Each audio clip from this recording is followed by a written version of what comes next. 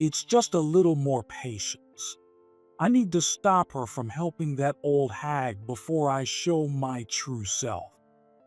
I was on a flight to Hawaii with my mother when I overheard John's voice from the seat behind us. Holly was also sitting next to him, and I frowned at their alarming conversation. As my mother and I silently listened, we became pale at the horrifying things they were discussing. We decided to punish them. They would regret what they had done. When I gave my mother a knowing look, she agreed with me. We vowed to teach them a lesson with my father's support. My name is Michelle. I run a nursing home, and I'm 38 years old. Michelle, how about this kind of recreation next time? It involves using milk cartons. My mother is a clerk at our facility. She has a disability and uses a wheelchair. My mother has had a disability since I was 10. She saved me from being hit by a truck that ran a red light and ended up with a spinal cord injury.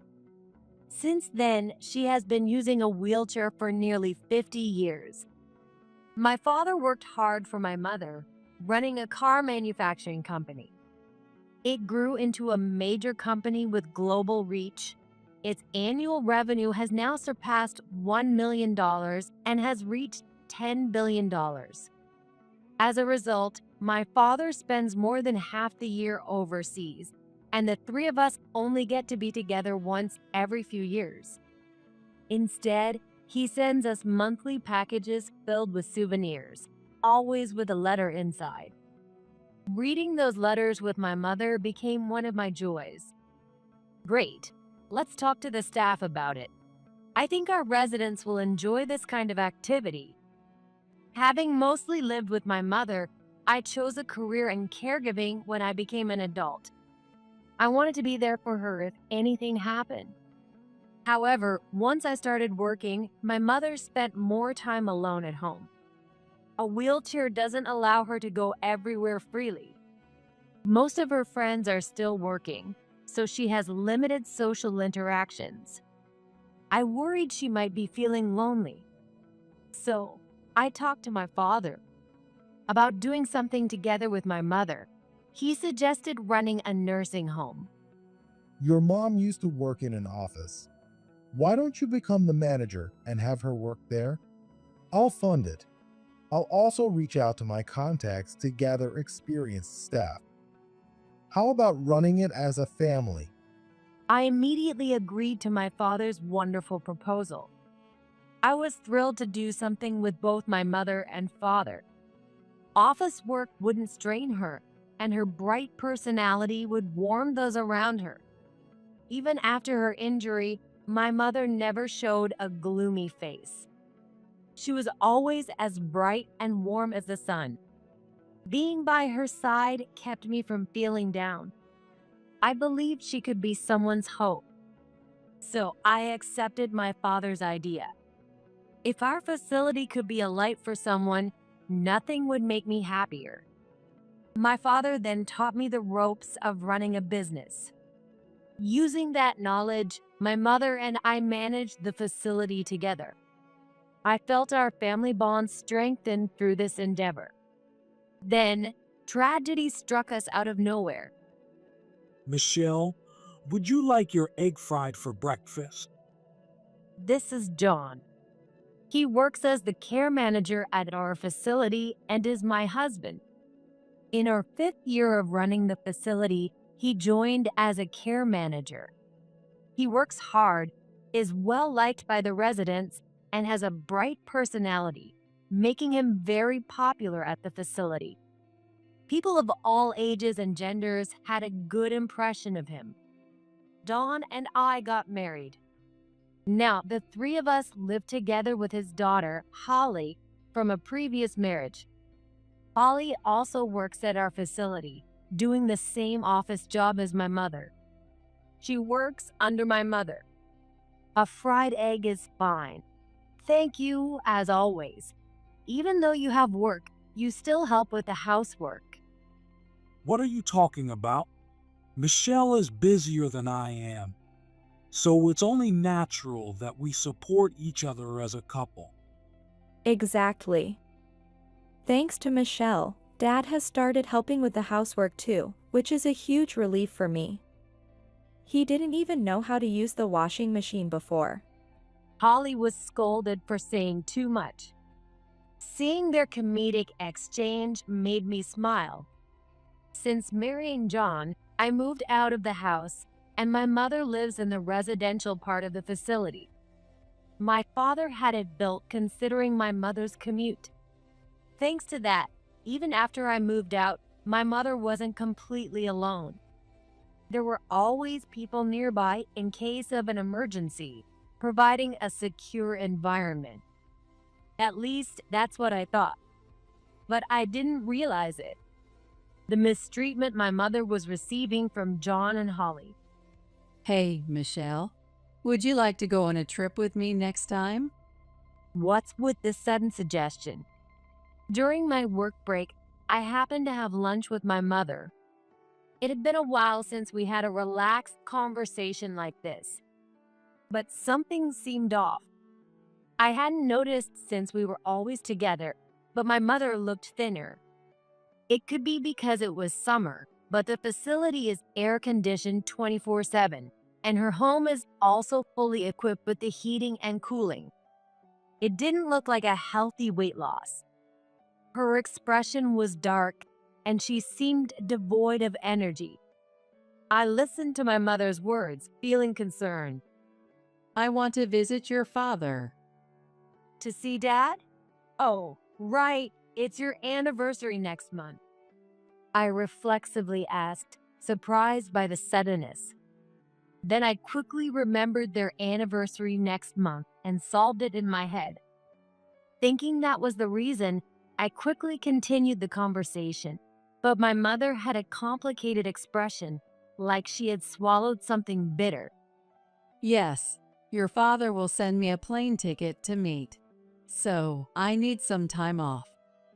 My mother forced a smile to hide her expression. That was the first time I felt something was off with my mother. She seemed scared of something, and I wanted to ask, but she shook her head. Was it not the right place to talk? There were other staff in the break room, and my mother seemed to be concerned about them.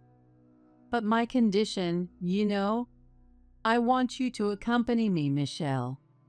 She interrupted me as if to prevent me from speaking. Her abruptness surprised me, causing me to stutter. Seeing my reaction, my mother looked even more anxious, piling on the pressure. Is that okay? I quickly smiled and nodded in agreement. Of course it's okay. It's scary to be alone, right? So until Dad gets there, I'll be your escort. It's a special date, so you two need some time alone, don't you think? A date. That sounds a little embarrassing. My mother laughed elegantly, blushing slightly. Maybe I was imagining things. Seeing her like that, I decided not to pry further. A little later, my father sent us 2 plane tickets. I had already told John and Holly that I was going to visit my father, but since then, I've been traveling all over the US for inspections and meetings at new facilities. I haven't had proper time with my family lately. Maybe I'll invite them out for a meal when I get back. With that carefree thought, I headed to the airport. The tickets my father sent were for Hawaii. Even though I told John and Holly that I was going to Hawaii, I figured I could tell them all about it when I got back. With that in mind, I headed to Hawaii without telling them my destination. On the plane to Hawaii, my mother and I took our assigned seats, and I felt excited as I looked out the window. My mother, too, seemed bright and cheerful about the trip. I'm glad. Mom looks healthy. Feeling relieved to see her happy, I spoke to her. It's been a while since you last saw Dad and went to Hawaii. You're probably a little excited, aren't you? Maybe. You're right. I feel like I'm escaping from that place. What? I was about to ask her what she meant by that when I suddenly heard familiar voices from the back seats. How long do I have to keep pretending? I'm getting tired of acting like the good one. It's just a little more patience. I need to stop her from helping that old hag and make her obsessed with me before we show our true selves.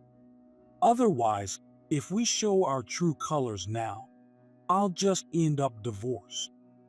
That would make the marriage pointless. I heard Holly and John's voices from the seat behind us. Why are they on this plane? As I listened to their conversation, I couldn't believe the coincidence. This way is really roundabout, you know? But I guess we have no choice. It's for the money. That's right, Holly. Let's forget about that stress today and enjoy our trip to Hawaii. Don't act like you're paying for this trip just because you won it in the community raffle. Hearing their conversation, I couldn't help but be amazed at the coincidence. If they're also going to Hawaii, I could spend time with them while my parents are on their date. It'd be a win-win situation where I could pass the time and they could have a good time. With that optimistic thought, I turned around to greet them when I heard terrifying words from their mouths. Seriously, who spends money on their parents instead of their daughters or husbands? Parents won't be around for long, so you should spend money on your kids who have a future. It's infuriating to waste money on someone who's going to die soon. Just seeing that old hag's face makes me irritated. Come on, don't say that. I've already told the old hag that Michelle should stop supporting her, or else Holly and I will quit the facility, and I'll divorce Michelle. Hearing their tone, which I'd never heard before, I was left speechless. Is the conversation I'm hearing really between Holly and John? As I stood there in shock at their unbelievable conversation, they continued speaking. I even threatened her, saying it was all her fault, so she should stop Michelle soon. She wouldn't want Michelle to be unhappy because of her, right? She'll accept my threats. Dad, you're so bad. It's all just to make Mom spend all her money on us, isn't it? After we get all the money we can from her, you'll just throw her away like you did with the last old hag, right? Exactly. I couldn't hide my shock at the voices and the conversation I was hearing. John had told me he was dumped by his ex-wife, but if this conversation was true, he was the one who dumped her, and Holly found it amusing.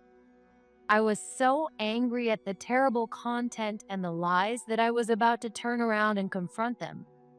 But at that moment, my mother grabbed my arm, her face pale, and shook her head. Please, Michelle, stay calm. Don't say anything. Seeing my mother desperately pleading with me, I stopped moving. It wasn't motion sickness, her face had turned pale after recognizing John and Holly. I knew my mother didn't get motion sickness, and she had been fine until hearing their conversation. Most importantly, there were my mother's earlier cryptic words. I'm escaping from that place. Did those words relate to John and Holly? As this thought crossed my mind, my mother let go of my hand and took out her phone. She seemed to be sending a message to someone. After a moment, she looked at me and gestured for me to look at my phone. I opened my phone as she instructed and checked the screen.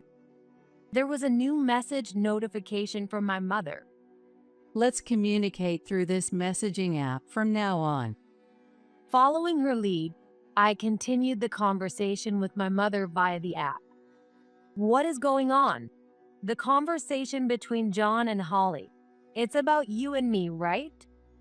I sent the message and watched my mother's face as she received it. She trembled with fear, and noticing my gaze, she looked at me and nodded repeatedly. I never told you, but I've been harassed since those two joined the facility.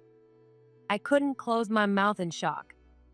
The messages continued, and the content was even more shocking.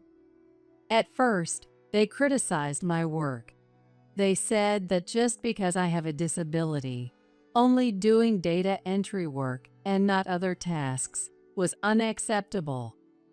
A newcomer criticizing a senior like that was unimaginable.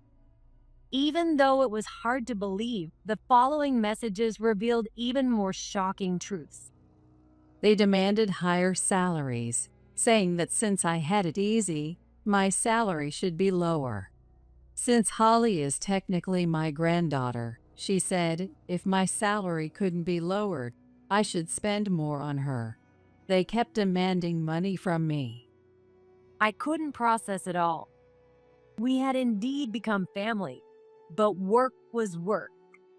I couldn't tolerate them treating my mother so horribly by mixing personal and professional matters. I couldn't bring myself to do anything for them, so I refused. Then they started threatening me together. They said I should stop receiving support from you, Michelle. If I didn't, they'd leave you.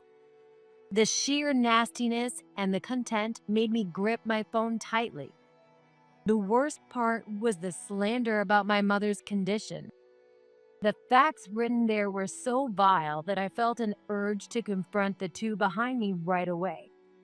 Noticing my reaction, my mother sent another message, driving the point home. The real reason for this trip was to tell you about this. I've already discussed it with your father. That's when it hit me. If I acted now, it would render my mother's efforts useless. I always believed I could endure anything as long as you were happy. But those two are a curse that will only bring you misery. Your father also said there's no need to hold back anymore. As I scrolled down, I saw a message from my father, detailing our next steps and the waiting location. Reading it brought a smile to my face. With this, we can surely make those two see hell. It means you'll have to play a tough role too. Will you still help? Of course, after what they've done to you, there's no way they're getting away with it. Enjoy your flight while you can. When you land, hell begins. I silently whispered these thoughts to the two laughing crudely behind us. Soon after, the plane landed at the airport. Keeping our heads down to avoid detection, my mother and I waited until they left the plane before we followed. Once outside the airport, a car my father had arranged was waiting, and we quickly got in. Did you explain everything to Michelle? Yes. I sent it all while we were on the plane. I'm sorry, Dad. I was right there with Mom, and I didn't even notice. Usually gentle and kind, my father's face was stern when we reunited after so long. It's not your fault. They were sneaky. It's no wonder you didn't realize. He gently patted my head as I apologized. Then he instructed the driver to follow the car ahead. I know where those two are headed. Once we arrive, we'll start. Michelle, I need you to sign this. Got it. I signed the document my father handed me. Eventually, the car stopped at a hotel. John and Holly entered the hotel to check in.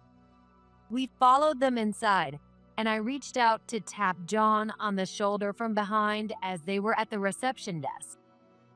Michelle, Why are you two here?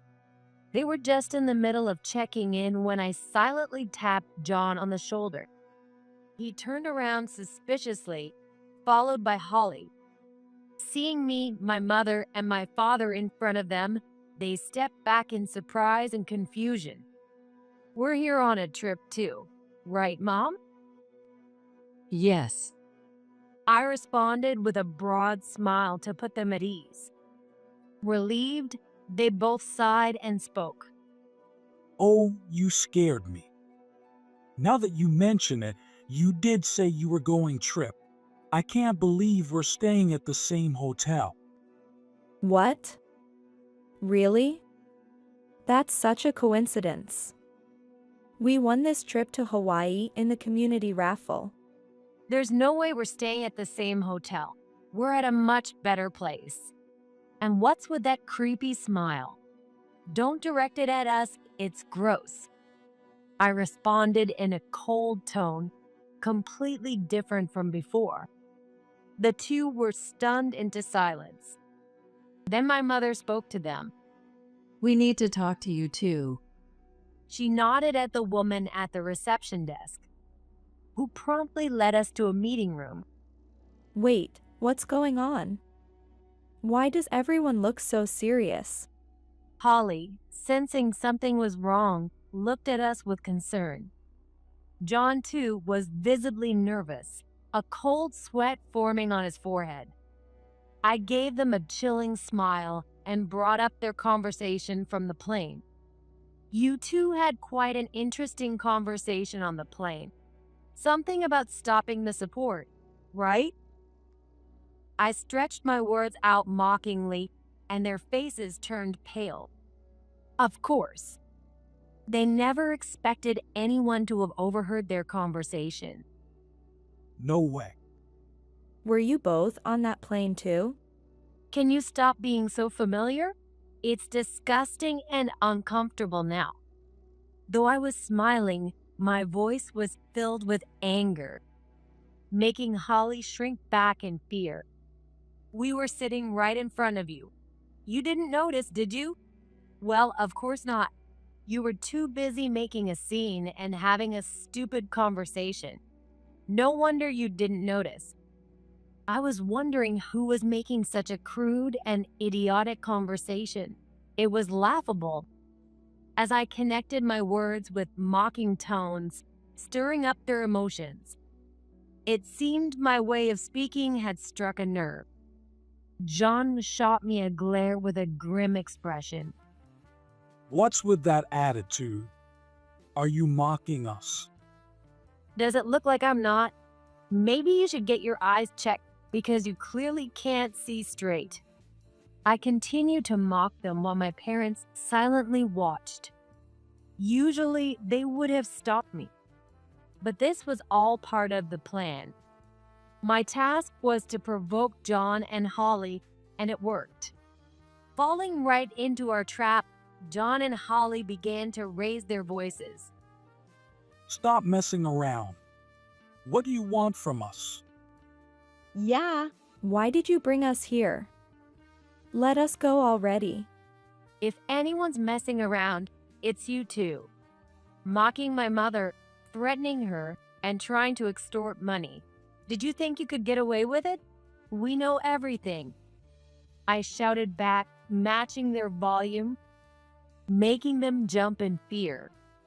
You've done terrible things to my mother, telling her to stop receiving support, right? Saying I should spend money on kids with a future instead of an old woman with little time left. Don't make me laugh. Who would give money to gold diggers like you?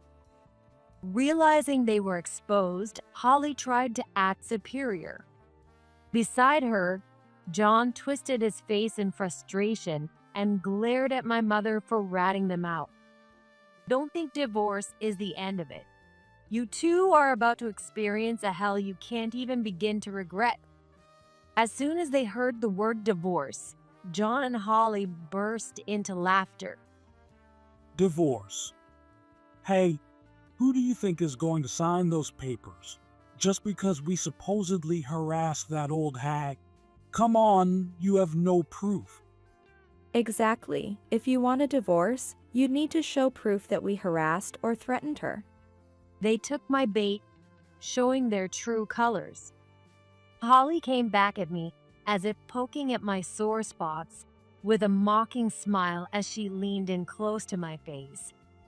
If you want a divorce from Dad, you need our consent. There's no way we're agreeing to that. That's true, but the fact remains that you harassed my mother. I bet we could find proof by checking the workplace security cameras. Impossible. We made sure to do it where no cameras could see. We're not that stupid. So, you're saying you won't stop harassing my mother? Holly boasted proudly about their tactics. They seemed to misunderstand their superiority, wearing smug smiles and provocatively staring at us. When I asked about the harassment, Holly made a proposal. If you want us to stop, then cut off the support to that hag and transfer $500 to us every month. Right. Lower her salary, and you should have enough to cover it. And if we don't comply? We'll keep harassing her. As long as we get the money, we don't care. If you don't comply, I can't guarantee what will happen to that hag. John and Holly grinned smugly. I let out a big sigh. I couldn't believe everything was going so perfectly according to plan. It was almost too good to be true. Amazed at how easily John and Holly fell into our trap, I pointed behind them. Thanks to your recent comments, we now have proof that you harassed my mother. Huh? What? Confused, they looked in the direction I pointed. There, they saw something glinting. As they squinted and realized what it was, their faces turned pale. This room's security camera is special. It's not on the ceiling but hidden in that ornament, and it records audio too. What? This hotel had once been robbed, and all the cameras had been destroyed. Fortunately, the robbery was thwarted, but hidden cameras were installed everywhere afterward. This room was no exception. The camera was hidden in the eyes of a wooden tiger statue with a microphone in its mouth. You thought the cameras didn't record audio, so you talked freely. But now we have definitive proof of your harassment. Disgusting. This is so unfair. That's right. This is illegal filming. We'll sue you. Realizing they had been completely trapped, John and Holly yelled at me, knowing they were at a disadvantage. Matching their intensity, I spoke with such force that they trembled in fear. Try it if you can. I'll crush you completely. We're always ready to fight you. Damn it. My confident demeanor must have intimidated them. John turned pale, glaring at me with frustration. Beside him, Holly bit her thumbnail, desperately trying to think of a way out. Realizing the lawyer threat wouldn't work, she shifted to accepting the divorce with conditions. If you're getting divorced, you better give us our share of the assets. I know that assets are split evenly in a divorce. Giving up on trying to win me over, she now demanded property division. But I had no intention of giving them a penny. That's when my father stepped in. Sorry, but that's not happening. What? Stay out of this, old fart. This is a family matter. I can't do that. My wife has been mistreated, and my daughter has been dragged into this. No father would stay silent. Hearing their outrageous statements to my father, my mother and I were speechless. They had angered the one person they shouldn't have. You two won the raffle for this hotel stay at the community festival, right? So what? The thing is, the person who organized that festival is an acquaintance of mine. I had him rig the raffle to lure you here. What? Wait a minute. What are you talking about? They were confused by my father's sudden confession. That was to be expected. It would be hard for anyone to grasp what he had done. My father began to explain clearly to the bewildered pair. We knew you'd participate in the raffle. I showed my friend your photos and had him rig it so you'd win the trip to Hawaii. Wait, hold on. It was pure coincidence that we entered that raffle.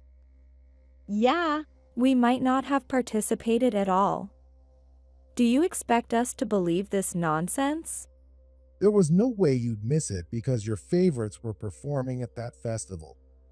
The moment they heard that, they turned to me with shocked expressions. I responded with a smirk and a peace sign. Michelle told us about your favorite celebrities. We made sure to invite those idols and models to the festival. We figured you'd stay for the raffle if you were there to see them. And John, you're known for loving free stuff. It was more likely you'd enter than not. Completely falling into my father's trap. John realized how deeply he was ensnared and slumped in despair. But Holly was different. She tried to bolt for the door. But my father had anticipated that too. Waiting outside were his formidable bodyguards. What is this? Give it up. You think we'd let you escape? We're not sending you back home either. What do you mean? I approached Holly with a sinister smile, lifted her chin, and made her look at me. You'll pay for hurting my mother with your labor. What are you going to do to us? You two will work as janitors at this hotel for the rest of your lives. What? Holly shouted in shock. John, too, looked up in surprise, but quickly realized from my expression that I wasn't joking. My father bought this hotel last month.